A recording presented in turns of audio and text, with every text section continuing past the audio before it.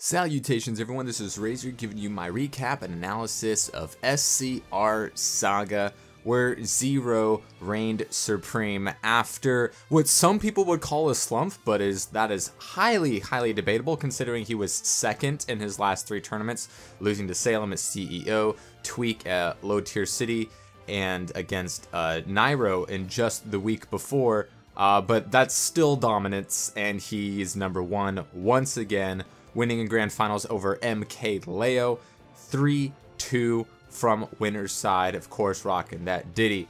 Then of course we have Leo, who in grand finals using the Cloud as well as mostly through bracket, but we also saw Korn to take out those Bayos, a Marth to take out his last Bayo, and a Lucario pick as well. Then in third we have our man Larry Lur with the Fox and bringing out a Bowser against Leo. And then in 4th place, Mistake once again with that Bayonetta. And in 5th, Captain Zack with the Bayo and the Peach.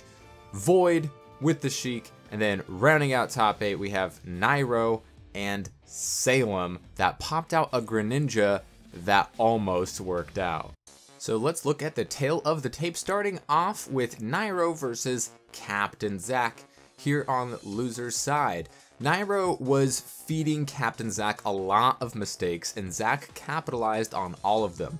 Missed boost kicks, maintaining control of the air. This is a very momentum-based matchup because once the air game is established for either characters, it begins to snowball and very quickly. Nairo throws away the first stock, and Captain Zack takes him off the top with a hot combo and takes game 1. Game 2, Zack with the aerial superiority like a nano boosted Pharah takes the first stock on the Witch Time to up smash, then lands the down tilt to fair 1 afterburner, Witch Twist wait, Witch Twist up air for a quick 2-0 lead. Game 3 we go to Town and City, and Nairo starts to control the air game and not wasting his opportunities, getting the boost kick and his first lead of the match, and a big one at that, eventually lapping Zack in percent and getting another boost kick. No platform needed this time, and it's a 2 stock. Game 3, Zack takes to the battlefield. Zack was employing a much more patient approach to start things off. With the static tri-platforms, he knows he can wait, and any opening anywhere on stage can turn into an elevator combo at any percent with Bayonetta. He didn't go in for a while, just tacking on a little damage here, a little damage there, and with the missed grab from Nairo, Zack says, "Thank you, I'll take that stock now please," and it's a 3-1, let me dance on you. In our other losers match, we have Salem versus Mistake. So here we have the rematch from last week, where at Super Smash Con, Salem lost to Mistake. He also lost to Captain Zack in winners. So the Bayo Ditto is not Salem's strong suit. He was also double eliminated by Bayos at CEO, I want to say. So after the quickest of 2 stocks, Salem reaches into his pocket, and what does he find? $20 bill? No, a Greninja. Where did he pick that up? Apparently at the Elite Four, because it was fire. I know if Salem were to go with any other character, we would all think Samus. Salem even considers Greninja to be his 11th best character. So he doesn't think, obviously, that he's as good as he could be. But we did see 1 week ago that Salem said he was very tempted to play a certain hidden boss character. And that character was indeed Greninja. But we didn't think we'd start seeing it this early. He said he was going to start playing him and have a legit secondary for once, because he says he just has too much fun with Bayonetta, but he needs a legitimate secondary. But this one came out early. After Bayo starts taking tournaments and everyone thinks they know what the tier list is, Salem says, "I hope you didn't make that list with permanent marker, because I'm about to change your mind." Starts off game 2 strongly and doesn't let up, and Mistake undoubtedly starts having troubles. Obviously, he saw this matchup as likely as most of us did. Unless you're ice studying's little brother, you probably don't have a ton of matchup experience against Greninja. So Salem takes the first stock, and Greninja is able to get out of Bayo combos much better than Bayonetta herself. We saw a few substitute attempts. I don't know if the timings were off or really what you can do with it in the matchup, especially in the air. Keeping in mind that substitute can come out at any angle you choose for the counterattack, so some funny stuff is definitely possible. He takes the first stock with a shadow sneak, and on the second with an up smash on the get up to get even at 1 game apiece. Game 2, Lilat, the down tilt to up smash, and then the up smash on the landing for a close Game 3. Salem utilizing the water shuriken to keep Bayo from approaching and giving Mistake something to handle off stage as well, especially when that puppy is charged. So Mistake, now down, starts to adapt a bit. Salem was missing with the substitute. I don't know if he just needs to practice it, missed the read, or did it out of witch time habit, since he's so used to playing Bayonetta. Mistake takes Game 4 pretty easily, playing a lot more cleanly and respecting the Greninja tools a bit more. So Game 5, Salem starts off strong and takes the first stock. Salem was making the Water Shuriken look like an impenetrable defense, able to shadow sneak out of some of Bayo's combos and being able to do a lot more out of throws and patiently waiting for the F smash to take that first stock. Mistake immediately takes out Salem with the down tilt to up air. Salem starts to build a lead up to 70% before Bayonetta showed her true colors by getting a 25 to death on the Greninja. Off the footstool roll reset read, Mistake takes it 3-2, but Salem's Greninja was very exciting to watch and could be scary for people to face in the future. On winner's side, we have Zero versus MKLeo. Zero making his way by defeating Samsora 3-0, getting the revenge win there after losing to Samsora at DreamHack Atlanta, as we all remember 3-2. Also defeating Komori Curie 3-1, Leo making his way by 3-0ing Ally and Tweak. So Game 1, Leo takes first stock with the power of the juggles on the battlefield platforms and takes an early kill with the up air. But Diddy Kong has an up air too, and it is quite powerful, and Zero evens things up at 1 stock apiece. Leo again in this matchup not using limit wisely. Zero knows how to play against Cloud better than any other, and often we see Clouds not give Zero the respect he deserves and try to get greedy by holding on to limit too long, by, air dodging into the stage or making some ill-advised jump that makes them having to burn it anyway, ending up taking unnecessary damage and then having to end up burning it just trying to recover instead of maybe using it to get some damage or just to stay on stage in the first place. But then again, going for the cross slash left Leo vulnerable without the ability to snap to ledge. Zero gets the dare spike like we see time and time again. Game 2, Dreamland, Zero takes the close first stock eventually with the down tilt to back air, and then Leo SDs the second stock right quick. Game 3, Lucario comes out. We've seen it before at DreamHack Austin, and Zero took care of business very, very easily, as it was Leo's last game there as well. But MKLeo starts off very strong with a huge lead, but as we all know, without much percent on him, Lucario isn't going to be able to kill, so Zero is able to live for quite a while and gets the down tilt to up smash to take the first stock with all that rage. Leo gets the counter to take Zero's first stock to make things quite doable, especially with Lucario's comeback factor, but there ain't no coming back against Zero as he gets the JV2 and the 3-0. So here we go again, the classic, the 50-50, Larry Lurr versus Void. Coin flip, and that's who wins. It's like the most even matchup in esports. Last time around at DreamHack Atlanta, Void took it, eventually taking second to Salem.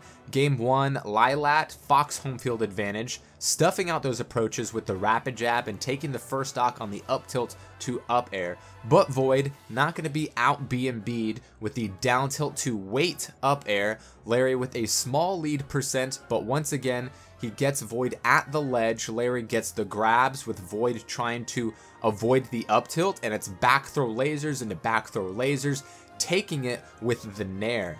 Game 2, FD, Void's favorite place to start, and he gets off to a good one, but it doesn't last long as Larry ends with the first stock on the drop zone back air. Void comes back with the drag down up air to down smash. Larry never losing too many exchanges in a row and had a great shielding game on those nairs coming from Void that we know will especially be used near the ledge to cover so many options. Knowing what he can get away with against Void and simply shielding one up tilt and getting the grab or dash attack, Larry on the attack, difficult for Void to turn things around, and after taking the second stock on the nair to up smash, we run it back and Larry gets a dominating first stock, catching the vanish landing with the up tilt up air, but Void brings it back. Larry, however, with a huge percent lead, can't finish things off. Void with rage can make anything happen, and Fox, without anything near a kill throw, had to just ping pong Sheik around until dash attack could finally kill, and Larry finally takes it and gets the 3-0. Then we have MKLeo here against the Bayonetta again in Captain Zack, and he goes with the Corrin, his own personal answer to the Bayo, and it pays off for him here again. Nothing fancy necessarily to take the first stock as Captain Zack SDs. MKLeo can apply a lot more aerial pressure than most against Bayo with the powerful and disjointed up air, the dragon lunge that can be very safe and have a counter that Bayo for once has to deal with herself. So Leo gets the juggles again and finishes things off with the up air and gets the 2 stock in game 1.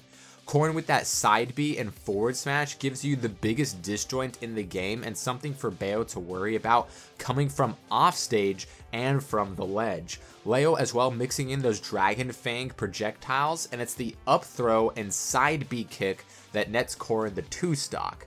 In game 3, Zack finally finds his first big opening and translates that into a stock, being more than capable of edgeguarding Corrin with her less than stellar recovery on her up B. Leo immediately answers back, but has to play from behind in the second stock as Zack is able to be in control for the first time in the set. Captain Zack launches MKLeo onto the Smashville platform and gets the forward throw for the kill and his first game of the set. Game 4, Town and City, those low ceiling sisters, and Captain Zack is once again on the prowl. After getting the BS within, he's able to punish with a 32 to death right off the top. Zack off with an early lead. All those stocks were coming off of one opening from each player and not many exchanges in the neutral resetting things, just showcasing the skill of these top players and not dropping their combos or stage control once it was established. Last stock, last hit situation, Leo is just waiting for Bayo to land and then punish with it, but ends up having to settle for an aerial punish with the up air and takes the 3-1 victory. Then on the other side of losers, we have Void versus Mistake, the rematch from earlier where Void 3-0'd Mistake in the first round of bracket play. Mistake shows his ability, however, to learn the matchup here early on with a good lead to work with. We see a couple of percent specific conversions coming from both players, Bayo with the down throw to up air and Sheik with the up throw to bouncing fish mix up. So on the second stock, Mistake makes the lead bigger, playing a bit closer to the ground here and getting the back air to take game 1. Game 2 starts off very close, Void not getting enough knockback to take the lead, and Mistake back airs Void's landing for the lead, but Void immediately resets things with the bouncing fish and takes a big lead of his own, only to see it disappear from one Bayonetta conversion. But Void, with just the right amount of rage, starting to kill, gets the 50-50 and the up air to even up the set at 1 game apiece. Game 3 is Town and City, low ceiling for Bayonetta to take advantage of Sheik's light weights and make those early leads into even bigger possible situations. And Mistake takes the first stock on the Witch Time to down tilt up smash. Simple and clean. We see too many Bayos drop some of those guarantees, and Mistake makes no mistake here, and Mistake's huge lead is finished off with a back air on a trapped Void in the corner, and he's up 2-1. So Void takes things to Lilat, perfect for up airs and drag downs into down smash. Void takes the first stock off the up air, and Mistake F smashes Void upon the respawn. Now, in the Sheik Bayo matchup, Void knows what he can get away with and what he can't. This is shown in great example on the forward throws. Void knows he can't get anything guaranteed off of forward throw other than the bouncing fish, whereas in most characters you would go for the forward throw and maybe a couple of fairs, or a wait for to punish the landing and maybe get another grab. So it's great damage and it sends Bayo off stage, but it stales his best killing move and indeed does pay for it on the F tilt, and then baiting out the air dodge and bouncing fishes with kill lightning, but no kill here as it was staled. And as it would have evened up the set, Mistake is able to come back, catches the landing with up tilt to up air, and Mistake gets his revenge 3-1. Then in winners finals, we have another Zero versus Larry Lair, and once again, it's more dominance coming from Zero, as this matchup has been all year long. Zero was dominating the ledge in game 1 because 1, it was Lylat, and 2, Zero didn't really need it. He had a big lead with solid pressure and not allowing the big Larry combos, and Larry gets an accidental footstool and then looking to edge guard afterwards, misses and is punished as Zero makes it to the stage first and gets the dare spike for the first stock. The big lead from Zero is taken to the bank, and Diddy up tilt seals the deal for game 1.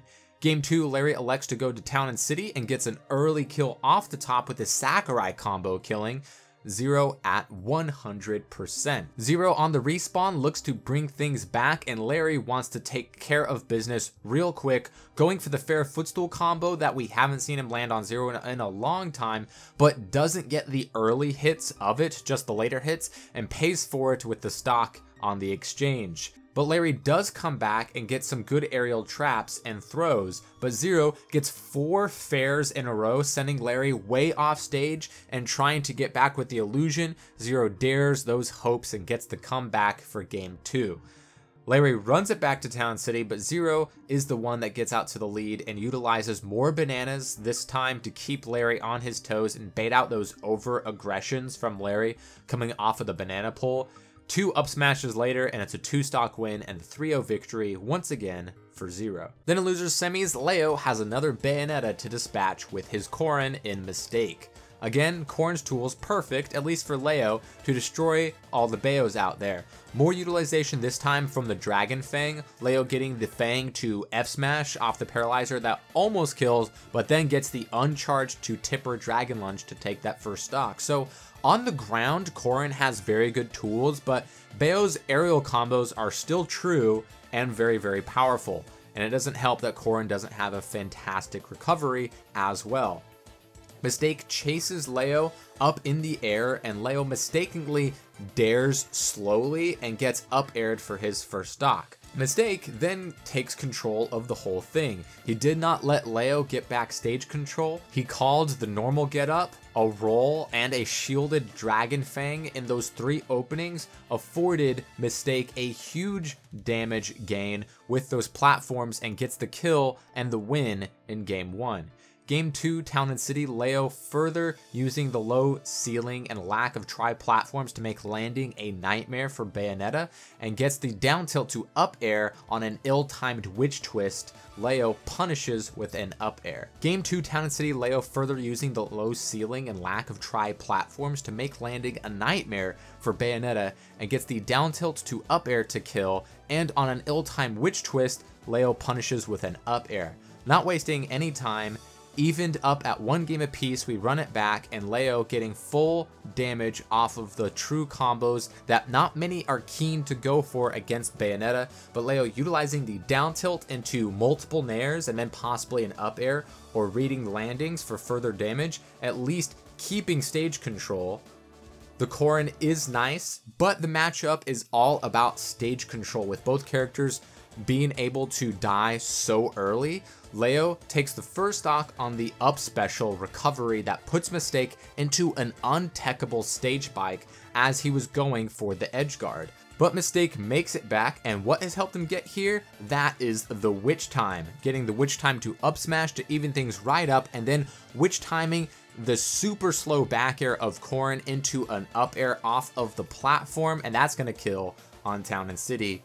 So down 2-1, MK Leo turns to Marth. A much different matchup, as Marth has to be more aggressive to tack on damage, and in turn Bayonetta can play a little bit more recklessly as well. but a little too reckless as Mistake looking for a witch time at the ledge, but finding nothing 3 straight times. Mistake SDs. Leo starts to really build a lead, but Mistake witch times a down tilt, working out for him this time with an up smash conversion. Mistake starts to whittle away at that lead. Mistake decided again to live or die by the time of the witch variety, and Leo punishes with an F smash, and on Mistake's return to the stage is greeted with another F smash, and Leo evens things up going to game 5. Dreamland is the destination, but someone's dream will end here.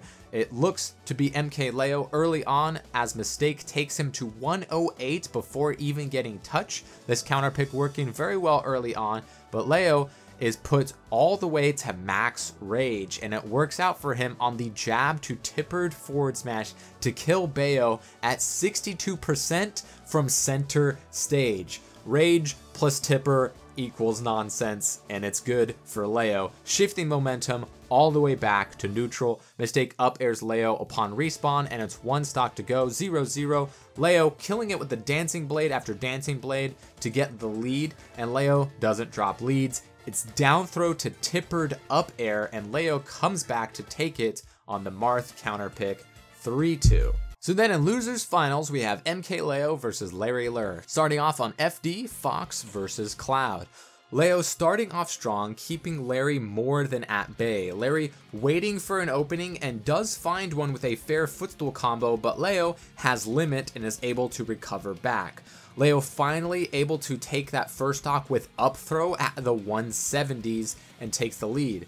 MK Leo looking to make things happen real quick, going for the finishing touch off a big combo, but misses, and Larry up smashes Leo's first stock. Larry down heartily and gets dared on the recovery for Leo to take game 1.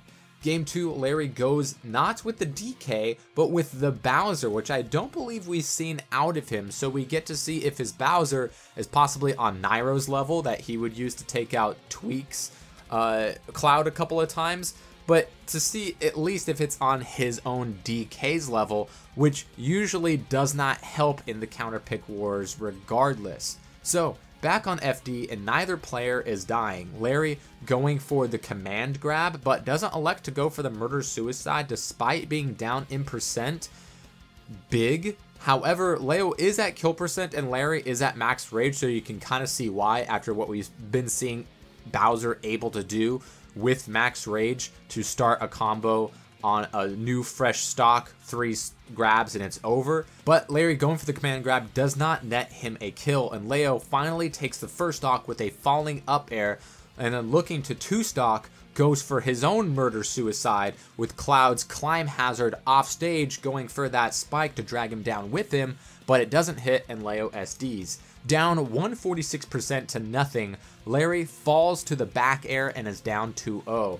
Larry goes to Fox for game 3 on Town and City, but MK Leo picks up Fox right where he left it in the blast zone. Perfect edge guarding, a cheeky down smash to nullify the illusion, and finishes things off with the up air on the attacking Larry.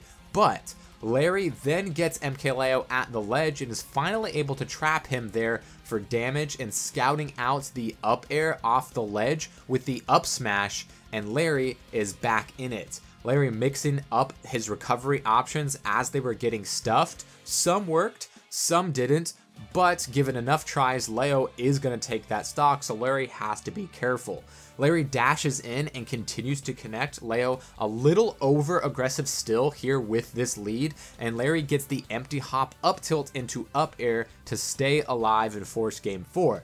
So game 4, they each start trading big combos. Larry getting the vortex going and Leo using the sword on the fastest of all fallers to great effect, just getting all of those up airs to get huge percent on Larry.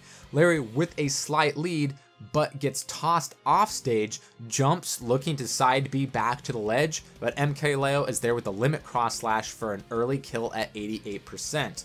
Larry, now having to play from behind, is able to bridge the gap and looking for Sakurai combo, finds nothing. Leo this time not over aggressing, staying in shield as Larry wasn't grabbing much, and limit climb hazards right out of the shield to take the set 3-1. Then we have Grand Finals, and it's Zero versus MK Leo. Leo electing to go with Cloud here again as we expected. Zero, the Cloud Destroyer, starting off playing from behind as Leo gets a big percent lead, but all Zero has to do is back throw into Dare. He makes it look so easy. He hits those every single time on those super vulnerable Cloud recoveries, but being just able to anticipate when any Cloud is in any possible danger, Zero has like a spidey sense for it. Leo is able to even it up on the respawn, and it's an even game, 0-0.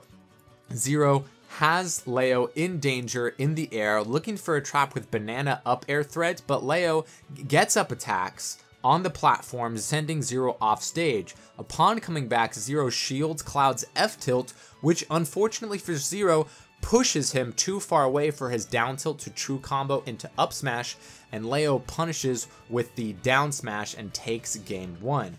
Zero should have known that Cloud's F tilt is going to push you when you're in shield, but maybe a bit on autopilot and just went for it sheer out of habit. So game 2, Leo plays the banana very well, grabbing it a couple of times and converting it into big plays for himself, shielding it when he didn't have it, and then punishing with Dare out of shield. If Leo can maintain the stage, mitigate banana play and traps, he can juggle Diddy and punish those ill-advised monkey flips or banana pulls at times, charge limit, and then use limit climb hazard as an escape option out of almost anything, and then climb hazard. And the climb hazard has become a much bigger part of the Cloud repertoire than it was even just at the beginning of the year, and not just for killing out of shield or for reads off of the ledge. Now Leo may have been able to deal with the banana in game 1, but every newly fresh peeled banana is a new adventure, so he has to respect it and the threat of it, and it buys Zero space, and he goes for the down tilt instead of the banana, and then up smashes for the first stock. Coming back, Leo has his back against the wall as Zero is keeping Leo at the left side of the stage, but Leo with limits climb hazards for the kill and not let this lead snowball for Zero. Leo is able to get a small lead on the respawn, but Zero gets the banana trap this time with the down tilt up smash in short of killing, but then jumps to top platform, tosses banana, and then up airs for the win. MKLeo, of course, sticks with Cloud and sticks with Battlefield for the 3rd game in a row, starting off big with aerial conversions, down air into fair, sending Zero off stage, and unbeknownst to Zero here is without a jump and SDs while he's charging barrels. MKLeo not going to let this opportunity pass him by, takes control of the stage and almost gets finishing touch to kill, but tossing Diddy off time and time again, getting off stage, gets limit back and gets another limit climb hazard for the kill and takes a 2-1 lead.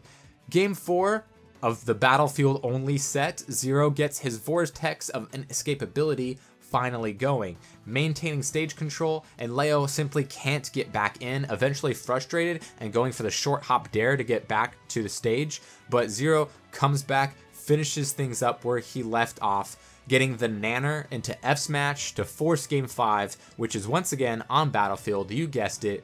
Game 5 starts off with Zero once again trying to pull banana too often and getting hit for it. The traps weren't set up and looks like he just wanted something yellow on the field just to look at. Zero with the pull gets limit climb hazard again and is down. But game 5-0 is something different. He gets the up smash to even it up and then gets to work on Leo's second stock, keeping the aggression on full blast, setting up on the ledge, but not needing something more to clean things up, and Leo lands right on the ledge, and Zero says, down tilt to back air, thanks for playing, I'm back on team winners. Zero takes the tournament 3-2, his first tourney of the season after losing 3 grand finals in a row, but he's back on the winning side, scary as ever.